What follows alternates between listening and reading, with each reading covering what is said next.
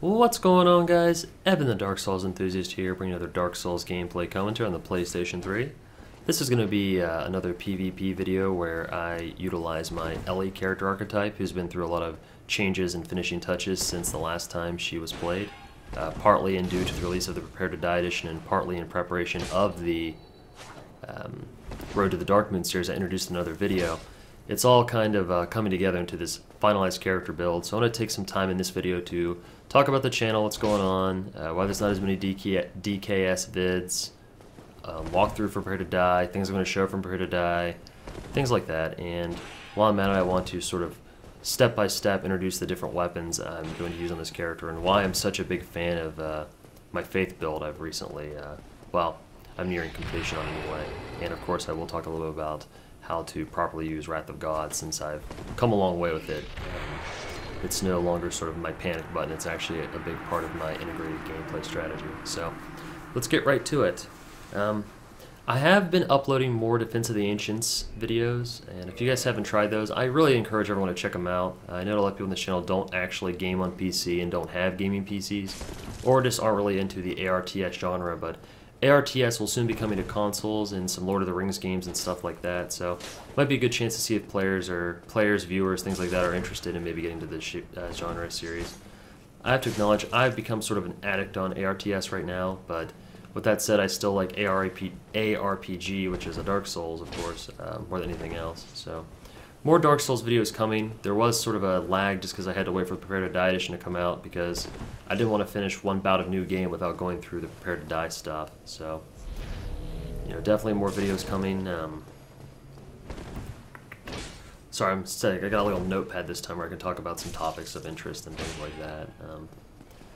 Kind of threw this commentary together. I realized I had a bunch of PvP VODs on my hard drive from the other day, and I was like, well, I really should do a PvP upload. It is the most requested thing on the channel, and the thing I probably deliver the least, all in all. We've got lots of Dark Souls Let's Play and lots of Dota 2, but not so much else in recent uploads, so wanted to get some PvP going. So, some things to expect to see out of the Ellie character, which is the character I'm going to be using for a while. The next bout of uploads will probably be from the Ellie archetype, which is good because I intentionally designed the Ellie character to have lots of different options and setups. That way I could keep using the same character build, but I can do a lot of different things with it. So she does main the Obsidian Greatsword, as you can see, which she is enchanted with Sunlight Blade currently, but during the Road to the Darkmoon series she'll be using Dark Moon Blade. And of course that creates a ridiculously damaging weapon, because the Obsidian Greatsword, which is of course obtained by cutting off Calamit's tail, is naturally very powerful on its own. It's kind of like the Greatsword's Greatsword, and if you don't have a quality build that can really, you know, utilize heavy weapons or a high strength or a high dex build, things like that, where you can get great scaling, you can do a lot with it. And the Great Lord's Greatsword's kind of the same way. So that's kind of where we are with the weapon choice as the main weapon, but still on the same toggle, and I don't mean sitting in inventory, I mean actually on the quick swap is a Boulder Swag Sword, which is what you saw me use in this character's last upload, and that's still a pivotal part of the build. Basically what happened was, I realized that I rarely use Dark Moon Bow for anything other than maybe pelting campers or trying to poison people, and since everyone sort of PvPs in the township, there isn't actually a whole lot of room to harass with a bow. You can sneak a pot shot in here or there, but the whole point of originally having it was just because I wanted to, I don't know, have the opportunity to like harass my opponent and poison them or hit them with moonlight arrows and stuff like that. It wasn't fitting the theme of the character anymore, and I just kind of got bored with it, and I wanted to go in a little more. Like, instead of like swapping to the bow and pelting with moonlight arrows, which cost a lot of souls by the way, and then when they got close, going to Swag Sword, trying to space them out, retreating and shooting more arrows. I just got kind of bored with that, and the Obsidian Greatsword is much better for, you know, player versus engine than the Boulder Swag Sword on a lot of occasions, just because sometimes the damage just simply is better than the range, sometimes, and of course that varies. But in any case, this build, I'm having a lot more success with it. Having the option to just enchant a weapon and go in is really nice, and it's also nice to have a weapon that's so good at range, and that being the Boulder Swag Sword, and having them both on quick swap just keeps my character very versatile. I feel like I could deal with almost any weapon type other than a spear right now. And I guess other than Dark Magic. Dark Magic spammers and spears are probably what's giving me the most trouble. Rapiers are sort of a non-issue for me anymore. I don't struggle with rapiers. Plenty of range on the Swag Sword to deal with that stuff. But you'll see me make a quick retreat down the elevator in this bout. Things I've noticed is that a lot of players have sort of taken to pulling enemy creeps for help, and I think that's pretty lame. I mean, I guess there's a time and a place for everything, but that seems to be something that almost everyone that invades me does. Everyone that invades me sort of tends to do it these days. Like, what I used to do was I wouldn't buff until after the bow, that way there'd be some risk in buffing and maybe some skill in timing your buff. Plus the Obsidian Greatsword's a great weapon without the weapon buff on it, and players just weren't giving me the opportunity, and you'll see me struggling to beat this Scythe here. I don't have a lot of experience with the Scythe moveset. It's easy to parry, and that's another thing I've been trying to really integrate into my game more is parrying.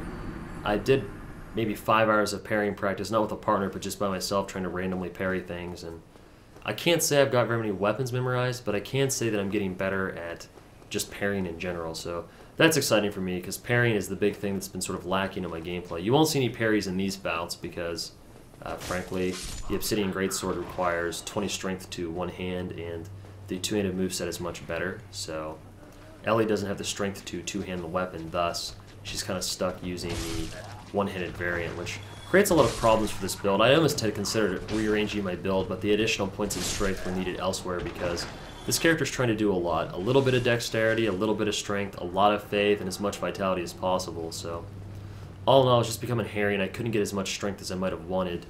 Plus, going up to 20 strength just for the Obsidian Greatsword just isn't worth it. None of my other main weapons scale on strength, so you wouldn't even be getting any extra damage out of it. But the problems that's created for Ellie is that I like to use the Thorns armor, so when I roll into people I can disrupt backstabs and things like that, and that's no longer an option for me because if you don't have enough strength to roll with your weapon, or to one-hand your weapon, when you roll into an enemy you kind of get that bounce-off effect, like you didn't have enough strength to swing the weapon. Now of course I'm rolling into it with my armor, but apparently it treats that as an attack from your main weapon. I'm not sure exactly how the game's coded it, but if you guys are interested in seeing what I'm talking about, put on a weapon you don't have enough strength to carry without two hands, and then roll into somebody with a thorn set, and you'll kind of ricochet off them, and it'll probably result in your death. So, just something to think about for future character builds. It kind of threw me for a loop. But, you know, the Obsidian Greatsword is such a great thing to have access to on this character because the Boulder Swag Sword is great for spacing and sort of a great finesse weapon, but it just doesn't have that real beatdown mentality, especially because I'm using it as an occult weapon and not as an enchanted weapon, and that's how I want to use it because I think that fits theme pretty well. So now I have a weapon I can buff with Dark Moonblade, the most powerful buff in the game, and I have a weapon that once my buff runs out or I just can't really go in on somebody, I have an alternative option. So you'll see this dark magic thing's becoming really popular. It's really powerful. I'm struggling with it, but I think I'm getting better dealing with it. By the way, for reference, the only two items I have in my inventory on swap include the Shodel, because sometimes people just won't stop hiding in corners behind shields, and I have the Dark Moonbow, because sometimes I do like to whip it out and start shooting someone with arrows if they're just being that annoying. So yeah, as I was saying, on this build, that's enough about the Obsidian Greatsword. We can, however, talk about other setups on this character. There's a lot of variable and useful armor setups on this character. Right now, Elliott's build is a 53 poise with multiple weapons in her inventory, but it's very possible to do a one weapon in inventory for the 61 poise breakpoint, and it's also possible to do a much lower poise breakpoint entirely and do like a Wolf's Ring only poise thing and stuff like that. So in different videos you'll see me sometimes wearing Wolf's Ring to hit, you know, higher poise breakpoints, and sometimes, you know, not having the Wolf's Ring and wearing heavy armor. It depends, because I've got a lot of variation in this build. Kind of got wrathed out there, bad plane. I am trying to get away from the Darkwood Grain Ring. I still maintain I think it's the best ring in the game, and a ninja flipping pyromancer or dark flame combustion spammer at this point is probably my take for the best choice in the game, but this guy tries to go for like a backstab and gets punished for it.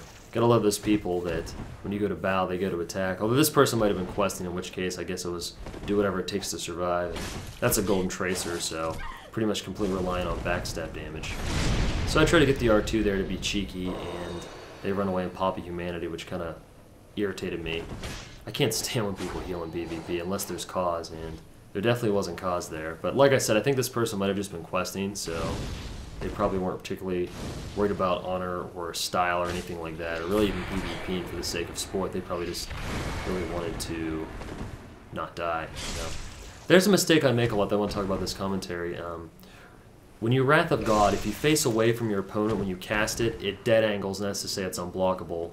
You have to face away from your opponent for that to happen.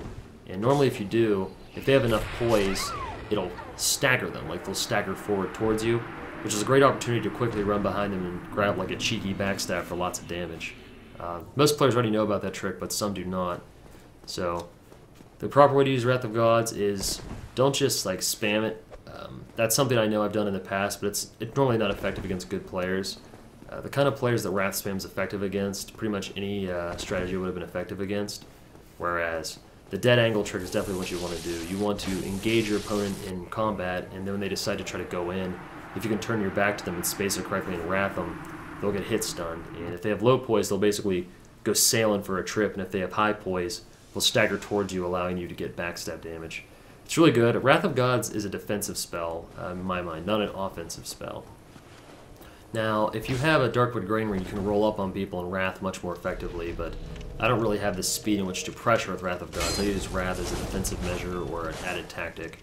Which is something I really like about Ellie. I have a weapon with range and speed. I have a weapon with like raw beatdown power with a occasionally useful R2, and I have Wrath of Gods. Just all sorts of nice offensive options. I almost want to get Sunlight Spears so I can throw those at people, but I've never found a good use for Sunlight Spears, anything like that, or Greater Lightning Spear. I can just never land them at the times I need to. And when using Wrath of Gods like that, the dead angle trick, the only thing that can go wrong is if your opponent you judge the distance wrong, your opponent knows what you're doing, and they sort of run in and roll through the Wrath and just backstab you. You want to catch people with it when they're most out of position. The best time is right when they're trying to go for a swing. So Katana players are infamous for this because the running Katana attacks are so strong. So sometimes you can run away from your opponent, turn your back to them, and when they run in for their Katana jab, you can Wrath them. They'll take it right to the face, and their swing may or may not connect. Doesn't matter if you have enough poise, and you can just run for backstab, and you'll definitely out-damage them. So that's kind of how I like to use Wrath of Gods, and I definitely need more stacks of it. I think in the ideal world, since I have 5 spell slots, I would probably carry at least 3 Wrath stacks, because it's just so useful on so many occasions. It's sort of frowned upon by the community, but I think they need to get over it. With the onset of dark magic, there's just no more argument for Wrath of God being the end-all, be-all of magic. And even before, you know, Wrath of God has always been roll punishable, and I think players just need practice against it. I know I need practice against it, but I'm not really complaining about it. So, moving on, I'm also planning to carry Anti-Magic Field. Originally it was going to be Greater Magic Barrier, but I think I've kind of fallen in love with Anti-Magic Field, and it's really good against people that are spamming Combustion or Dark Flame, God forbid. They also have Wrath. Because I'm wearing the Dust Crown, I'm actually extremely weak to magic, 20% weaker, and as a result, magic is a big problem for me, and it's very common right now, so it's kind of important to me to have a counter to heavy magic users. And this player, I needed to toggle swap out of those stuns, and I failed to do so, so I just let him beat me down. Part of the problem with the Ellie character that I really enjoy playing her, but I'm still working on handling all the little finesses that go with it. So you've got a Wrath of God and a shield in one hand, or Wrath of God, wow, now I'm just trolling myself. You've got a talisman in one hand and a shield, of course. And then on the other side, you've got a Boulder Swag Sword and an Obsidian Blade. And so if you want to go for the Wrath backstab and you have the Obsidian Blade out, it's kind of tough because I don't have enough strength to one-hand it, so it just makes everything harder.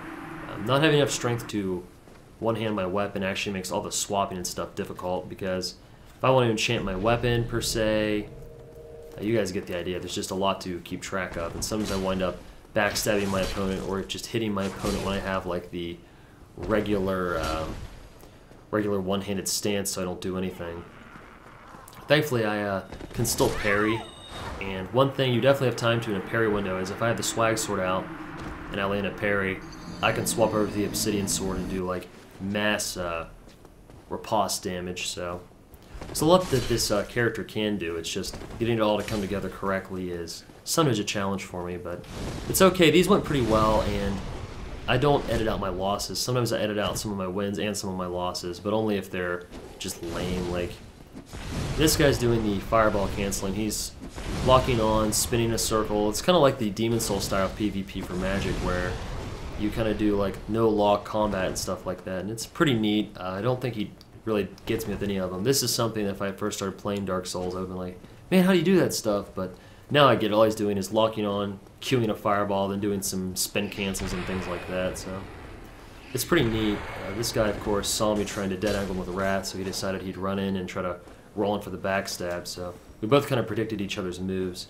You'll see my equipment loadout change throughout this video as I tried out different things, and I've ultimately decided on the Boulder Sword because, Boulder Shield, because I have 14 strength, which is, it's kind of the ideal shield for 14 strength. It has a lot of stability, sort of coming just short of the White Knight shield, and it's got good resistances to lightning and fire, and no resistance to magic, but that's no problem because I have anti-magic field anyway, because I have 5 spell slots, so we're looking at probably 2 to 3 wraths, an anti-magic shield, and then something random in the 5th slot. Maybe a Greater Lightning Spear just to throw them now and again.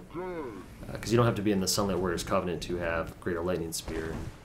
I really feel like Sunlight Spear should actually be 1 slot, so then people could have like an all-lightning javelin build. That'd be pretty cool.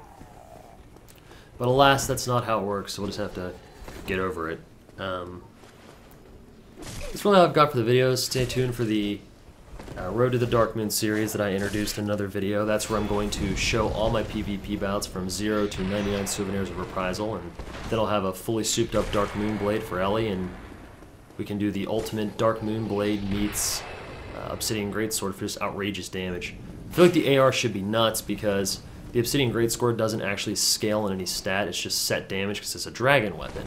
But you do get slight buffs to the Dark Moon, well, you get adjustments to your talisman for additional faith, of course, so as I get additional faith, it will give me an opportunity to basically soup up my Dark Moon Blade a little bit. Normally you want to stop your faith at 30 so you can get more points in dexterity for the weapon scaling.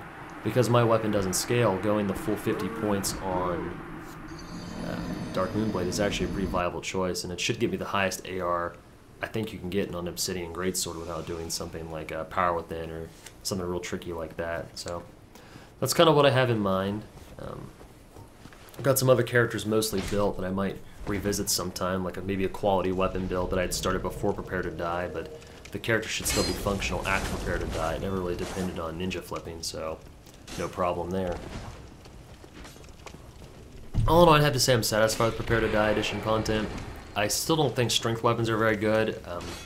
A lot of talented players have come out to cite me as that being untrue, and that might be true, I don't know. I know that I cannot succeed with strength weapons on Prepare to Die, or at least not easily.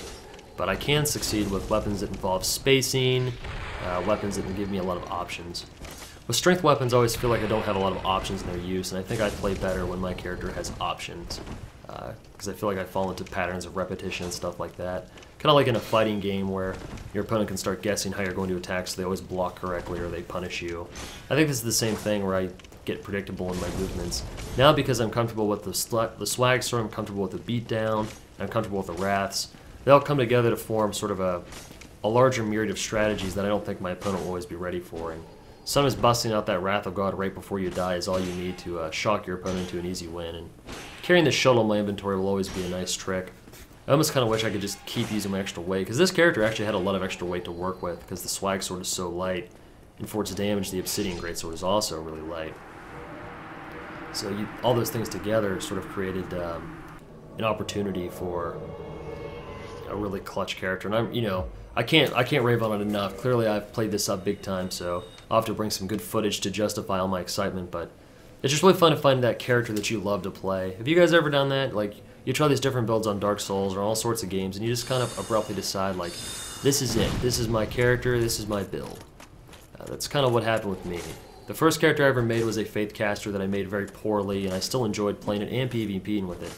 Now I've got a Faith Caster that's not really a common build, it's kind of my own build, and I like it a lot. I think it's like the most satisfying build is to come up with your own build, and I'll be happy to share it with the community and stuff like that. So, lots of Dark Souls PvP on the way.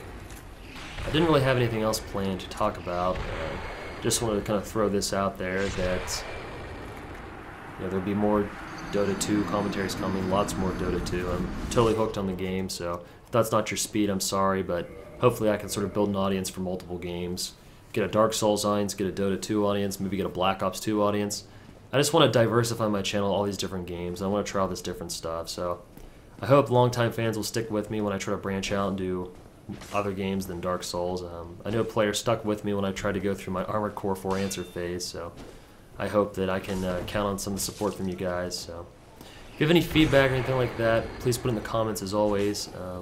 I do read all the feedback. I don't always get back to all of it because I'm a busy guy in graduate school. But that's almost over, by the way. In a mere 6 months, I'll have my master's degree and I'll be looking for a job desperately or uploading 10 gameplay commentaries a day to drown my sorrows and lack of employment. So we'll see how things work out. A lot's changing in my life, and since I started my YouTube channel, that's something I've noticed is that there's just been a lot of different things going on in my life, and different levels of seriousness with my girlfriend, different levels of education, looking for a job, looking to go to grad school, looking to get out of graduate school, looking for a job again, just a lot going on. And it was sort of a big moment for me. I got my first YouTube payout. I kind of forgot that I had advertisements in these videos that theoretically would pay out money, and didn't get hardly any money at all for it, which wasn't surprising to me. And it was just neat though. It was like $5, and that $5 felt really good. And it's just nice to know that even if it's a small amount of money, $5, you got a little bit of money for your efforts, and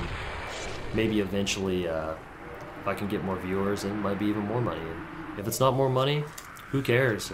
I've loved doing this since before the money, and I never get burnt out on commentaries because when I'm getting when I'm getting burnt out, I just kind of take a break. And the channel's always been really supportive of that. That's something I want to thank everybody for. Is that 200 videos in, sometimes with months between videos, players still actually stuck with the channel despite me taking absences and things like that. And for graduate school, it's just like kind of like people understood. So it's just great to know you've got a supportive YouTube channel that's kind of working with you. So a little too sappy probably, right? Sorry. Sometimes you just get pretty excited about stuff and you just want to share that with everybody. So I don't know. In any case, I guess one thing to close on is Halloween just passed, and as a hall director, Halloween is a terrible time of year for me because people just tend to do things that endangers themselves, and I guess that's just part of the college experience for some, what have you. And one thing that gets me, I've just never quite understood, they've made jokes about it in movies and things like that, but Halloween costumes, man, those things throw me off. Don't get me wrong, I've seen many attractive women in Halloween costumes putting some great stuff on display, but I almost wonder why you'd want to do that, because I haven't really met, there's exceptions, but a lot of the women I meet tell me they're looking for a relationship and things like that.